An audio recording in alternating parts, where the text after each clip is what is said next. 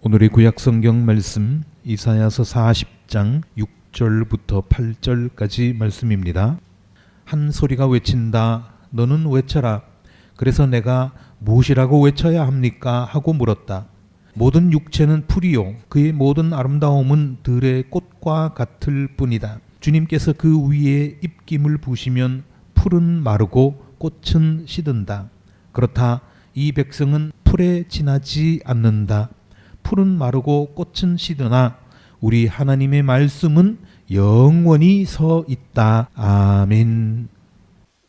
예수님께서 오시는 날이 2주 남았습니다. 우리에게 오시는 예수님께서 세계의 평화를 들고 오시기를, 우리나라의 모든 문제들에 대한 해결책을 들고 오시기를, 그리고 여러분의 가정에 드리워져 있는 모든 그림자를 제거할 방책을 가지고 오시기를, 또한 여러분이 가진 모든 소망이 이루어지는 선물 보따리를 한나름 가지고 오시기를 주님의 이름으로 축복합니다. 예언자 이사야가 이런 음성을 들었습니다. 예언자니까 당연히 하나님의 말씀을 외쳐야 하겠죠. 전해야 하겠죠. 이번에도 하나님의 음성이 들렸습니다. 하나님께서 이사야에게 이렇게 말씀하셨습니다. 너는 외쳐라. 너는 외쳐라.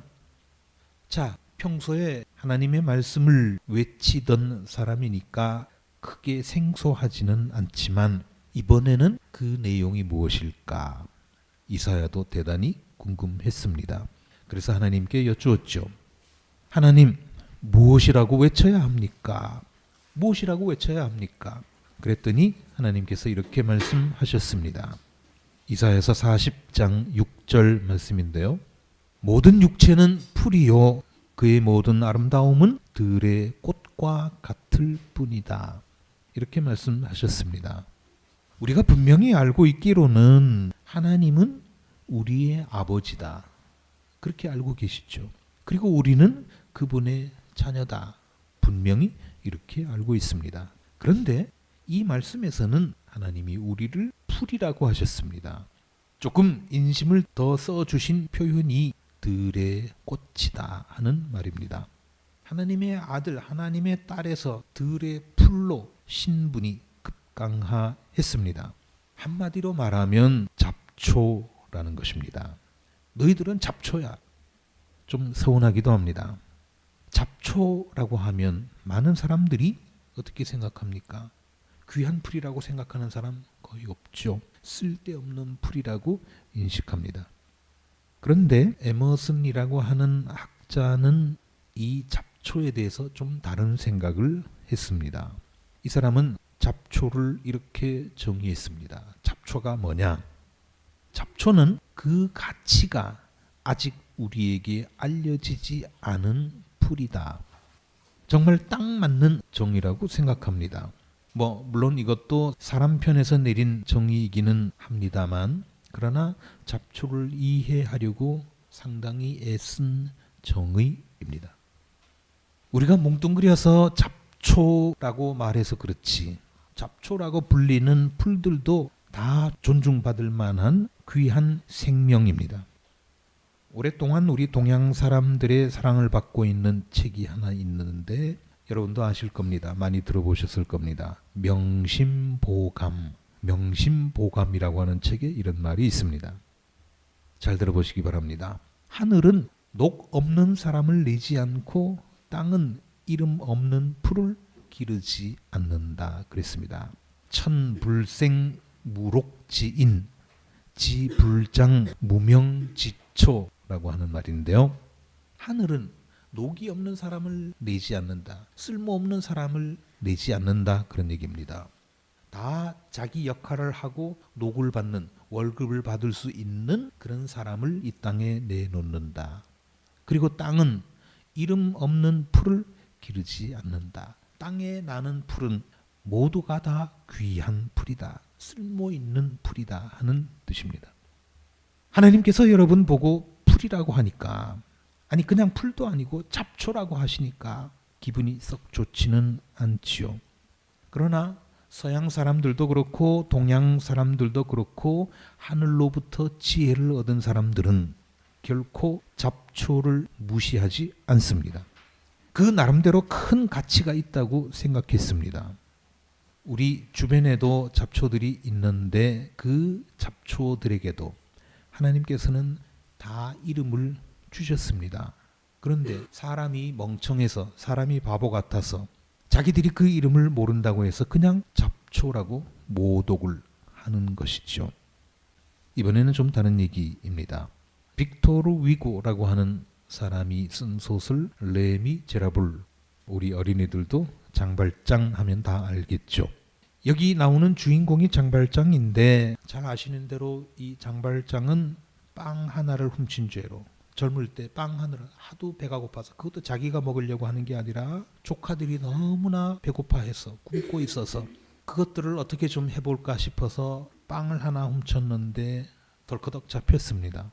뭐 빵 하나 훔쳐서 몇 년이나 얼마나 벌을 받을까 생각이 되지만 장발장은 감옥에 가서 19년 동안이나 징역살이를 했습니다. 물론 그 빵 때문에 19년을 산 건 아니고 도망치다가 잡히고 그래서 합해보니까 19년을 살았는데 그러다가 풀려났습니다. 풀려나고 보니 갈 데가 있습니까? 일을 하려고 해도 아무도 받아주지 않습니다. 신분증을 내놔봐라. 떡 보니까 죄수거든요. 징역살이 한 사람이거든요. 아무도 안 써줍니다. 그래서 어쩔 수 없이 배가 고프니까 교회를 찾아갔습니다. 그때 그 교회를 담임하고 있던 신부가 있었는데, 천주교 교회인데요. 그 신부가 미리엘이라고 하는 사람이었습니다. 이 미리엘 신부가 장발장의 손을 부드럽게 잡아주었습니다. 그리고 이렇게 말했습니다. 뭐라고 했는가 하면, 당신의 신분이 어떻든지 상관없소. 그러니까 이 사람이 죄수 출신이기 때문에, 전과자기 때문에 다른 데서는 안 받아줬잖아요. 그러나 이 신부님은 이렇게 말합니다. 당신의 신분이 어떻든 상관없소. 이곳은 내 집이 아니라 예수 그리스도의 집이요. 이 문은 여기 찾아온 모든 사람들의 이름을 묻지 않소. 이 문은 이곳을 찾아오는 모든 사람들의 그 어떤 사람의 이름도 묻지 않습니다. 다만 근심 걱정이 있는지 그것을 물을 뿐이요. 당신 이름 뭐요? 어디 출신이요? 뭐 하는 사람이요? 안 묻는다 이겁니다. 그러나 배고프십니까? 외로우십니까? 괴로우십니까? 그것만 묻는다는 거예요. 당신이 추위와 굶주림에 지쳐 있다면 여기에 들어오는 게 마땅하오. 내게 감사할 필요는 없소. 내가 내 집에서 당신을 맞이한 것이 아니오. 여기는 쉴 곳을 찾는 모든 이의 집이요. 나는 이곳에 잠시 머무를 당신에게 이렇게 말할 뿐이요. 이곳은 내 집이 아니라 당신의 집이요. 이곳에 있는 모든 것은 당신의 것이요. 그러니 내가 당신의 이름을 알 필요는 없소. 이렇게 말했습니다. 참 대단한 사람입니다. 아무리 훌륭한 성직자라고 하더라도, 저는 말할 것도 없고 아무리 훌륭한 성직자라고 할지라도 감히 따라하기 힘든 말과 행동을 했습니다. 이 신부님의 말에서 두 가지를 주목해 봅시다. 첫째, 그는 이렇게 말했습니다. 이 문은 여기 찾아온 모든 이의 이름을 묻지 않소. 사람은 이름을 묻습니다. 출신을 묻습니다. 성별을 묻습니다. 학력을 묻습니다. 전력을 묻습니다. 그러나 하나님의 집으로 들어오는 이 문은 아무것도 묻지 않는다. 그런 얘기입니다. 그리고 또 하나, 그는 이렇게 말했습니다. 이곳은 내 집이 아니라 당신 집이요. 내가 당신의 이름을 알 필요는 없어. 내가 당신의 이름을 알 필요는 없어. 이 말은 미리엘 주교의 말이 아니라 하나님의 말씀입니다. 하나님의 말씀입니다.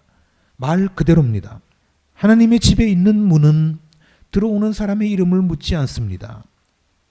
주인인 하나님 역시 찾아오는 사람의 이름을 묻지 않습니다. 들풀도 괜찮다. 잡초도 괜찮다. 그 누구도 괜찮다. 그게 무슨 상관이냐? 그 말이죠.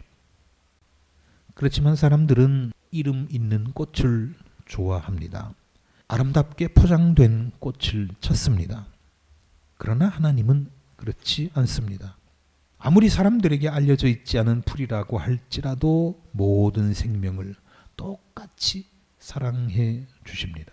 매번 TV에 나오고 신문에 나오고 하는 그런 유명한 사람들의 이름만, 그 사람들만 존중하는 것이 아니라 한평생 신문에 이름 석자 한 번도 실려보지 않은, 방송에 얼굴 한 번 내밀어 보지 않은 그 사람들까지도 똑같이 귀하게 여겨 주신다는 겁니다. 지금까지 말씀드린 결론은 이겁니다. 세상에 이름을 내지 못한 보잘것없는 사람이라고 할지라도 하나님은 귀하게 여기신다. 왜 그럴까요? 그 사람이 원래 이름이 없는 것이 아니라 이름은 있지만 사람들이 잘 몰라주는 것 뿐이기 때문입니다. 그렇다면 하나님께서 우리 각자에게 주신 이름 어떻게 다루어야 하겠습니까? 남이 잘 모른다고, 세상에 잘 알려져 있지 않다고 함부로 내굴리면 되겠습니까? 그거는 도리가 아니죠. 이름을 이름답게 가꾸어야 됩니다. 홍길동 하는 이름을 들을 때 그 사람 참 훌륭한 사람, 참 인간미 넘치는 사람, 그렇게 인정을 해야 되지 않겠습니까? 풀이라고 하는 것은 제자리에서 한치도 벗어날 수 없습니다. 한평생 가만히 있을 수밖에 없습니다. 뽑으면 뽑혀야 되고 밟으면 밟혀야 됩니다. 그러나 사람은 다르죠. 발이 달려있기 때문에 온 세상을 두루 다닐 수 있습니다. 그리고 풀은 의식이 없지만, 그리고 말도 못하지만, 사람은 비록 미련하기는 해도 생각이라고 하는 걸 할 수 있습니다. 자기 의사를 말로 표현할 수도 있습니다. 그런 점에서 풀과는 많이 다르죠. 풀은 스스로 자기 이름을 가꾸어 나갈 수 없지만 사람은 스스로 내 이름을, 각자 자신의 이름을 가꾸어 나갈 수 있습니다. 각자 하기에 따라서 자기 이름을 향기롭게 만들 수도 있고 이름에 똥칠을 하면서 살 수도 있습니다. 다시 이사야의 말로 돌아가 봅니다. 이사야서 40장 7절에서 8절까지 말씀. 주님께서 그 위에 입김을 부시면 풀은 마르고 꽃은 시든다. 그렇다.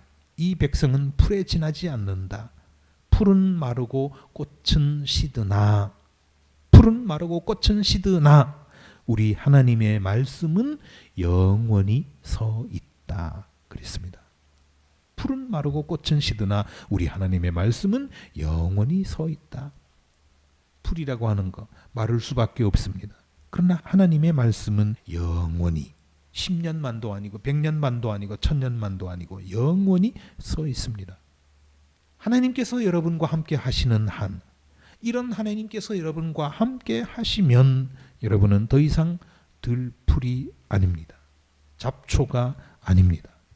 왜냐하면 그분의 말씀 영원하다고 하지 않았습니까?